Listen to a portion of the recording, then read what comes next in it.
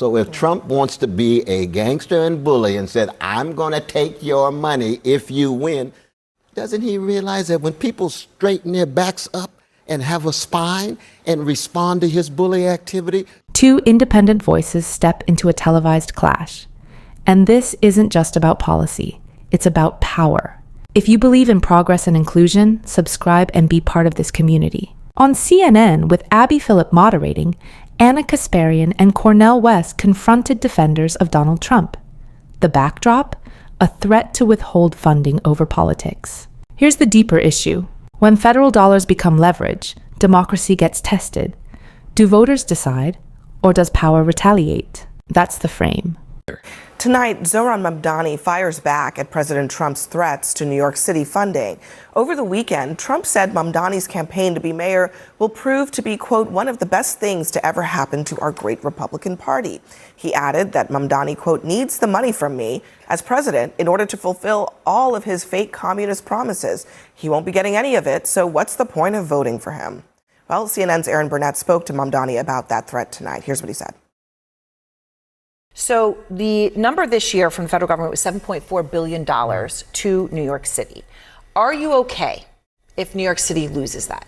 No, we will fight for every single dollar that the city currently receives from the federal government. And I look for examples across this country that showcase the best way to respond to Donald Trump's strengths is not collaboration, is his threats rather. It's responding with strength. And what we see in California is an attorney general of the state has estimated that for every dollar they spent on lawsuits against the federal government's threats to withhold funding, they won more than $30,000 in what would otherwise have been lost. And so we will take that same approach. The paradox, of course, of Trump's post and also of his behavior in this whole situation is that he says this is so good for Republicans, and yet he seems to be willing to do almost anything to get Mamdani out of this race. It's too late now, more than likely, but why? Why is he playing both sides of this? Abby, I think you're going to see more fireworks. I mean, Trump has a lot going for him in this particular case, just as Republicans have pointed to other Democrat politicians in the past and try to make them individuals that they identify with certain brands of the Democrat Party. And in this case, Mamdani has identified himself as a democratic socialist, or as conservatives would say, a communist. And so why wouldn't they play up some of the policy proposals and the cost of those and what it would mean in terms of the implications for the residents of New York City were he to be elected? And yes, you're going to see more. But on what basis would Trump withhold $7.4 billion from New York? Well, we know Congress controls the purse strings, so there's a lot that, that he would have to He's going to really say, New Yorkers, you exercised your right to vote. We're going to take your tax dollars away from you. Except New Yorkers spent almost 18% of GDP on federal taxes. I'm talking about New York City taxpayers, 18% of their GDP last year on paying federal taxes. The idea that the president is going to retaliate against local leaders just because he doesn't like their politics and withhold money that they're entitled to is ridiculous to me. And honestly, it sets up a really, really bad precedent. I would be disgusted if Biden did something like that. It disgusts me that Trump is threatening to do it just because he doesn't like Mamdani, doesn't like his politics, and wants to go against the will of voters in New York City. Well, there's 2 points, if I can, that I want to make here. One is New York is the beating heart of the Democratic Party right now. One, you have a socialist, self-described socialist, that is not a pejorative, he says it himself, who's running for mayor of New York City. And you have Chuck Schumer, who is driving us towards a government shutdown because he's worried about a primary challenge from AOC.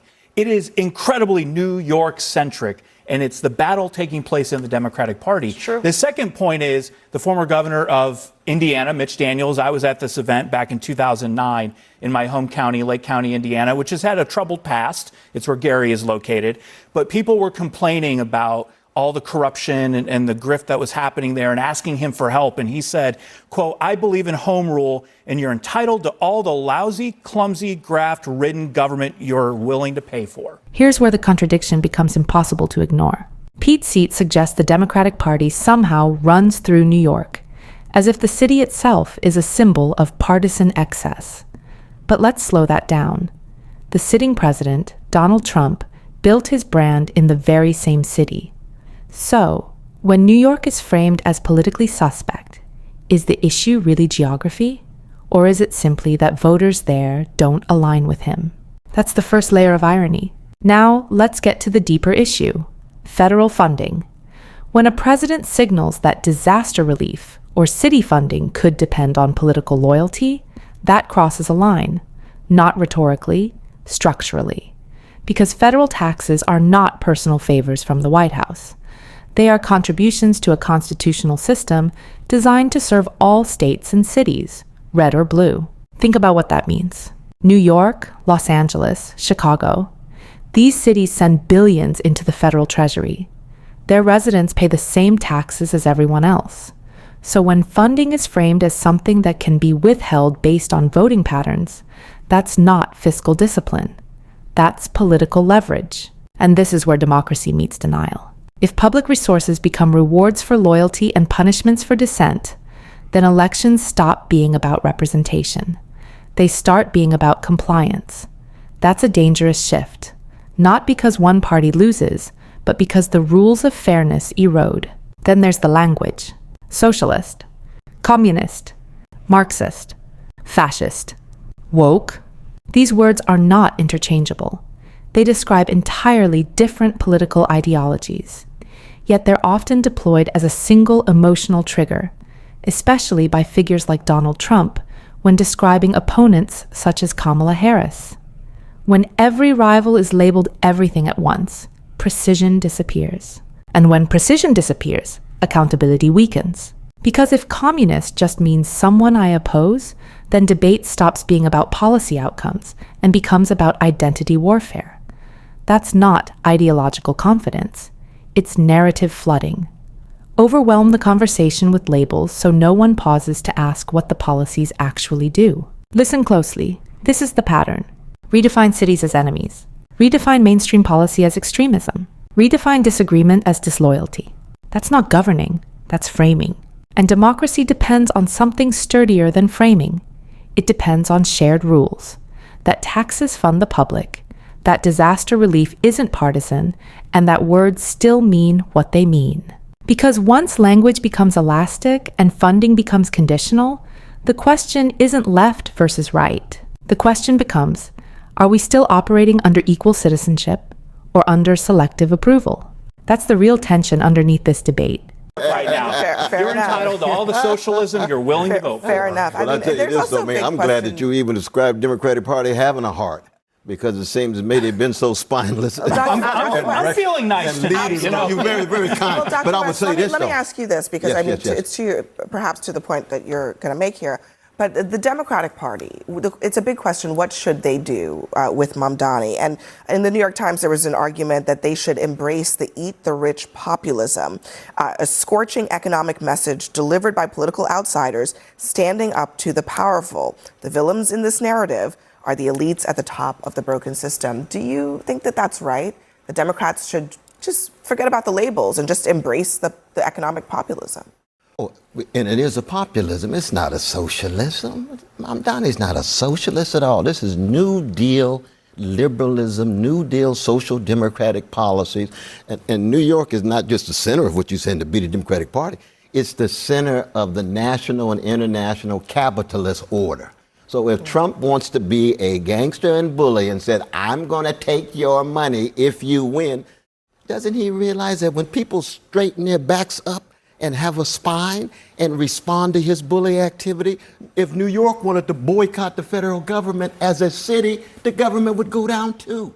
And there's an identity in New York that cuts across class. Brooklyn, boogie down Bronx, I live in Harlem. New York would be able to come together. So all this talk about socialism, that's just abstract so-and-so. Brother Zohran is a liberal, he's a social democrat, he's no revolutionary at all. I actually agree with your take on that. And honestly, I think Mamdani represents the class-based politics that Trump pretended to be about and ran on both in 2016 and 2024. And Brother Bernie, didn't deliver. Ran on it too. He did. And many of us were with him, but he was Exactly. unable to succeed at that level. But thank God the brothers Zohran, Kwame, Mamdani doing his thing. I'll give you this much. I do think he's tapped into the issues that particularly young people care about. I mean, they can't afford housing in this country because the price is so high and interest rates are, at historic levels, and all of these challenges that they're encountering as they enter the world. The problem is that the policies that he's pursuing are not going to make things any better for them. And we know this because we can look at 4 years of Joe Biden and the spending spree that the federal government went on and what that meant for the cost of living and inflation in this country. I think Joe Biden and Mamdani are very different. Joe Biden was all about public-private partnerships. For instance, like the infrastructure bill, which, Democrats love to talk about, love that it happened, but it really privatizes a ton of public infrastructure. There's a lot of corporate giveaways in there. Mamdani comes from a different school of thought. Here's where the stakes become crystal clear. Cornel West lays it out plainly.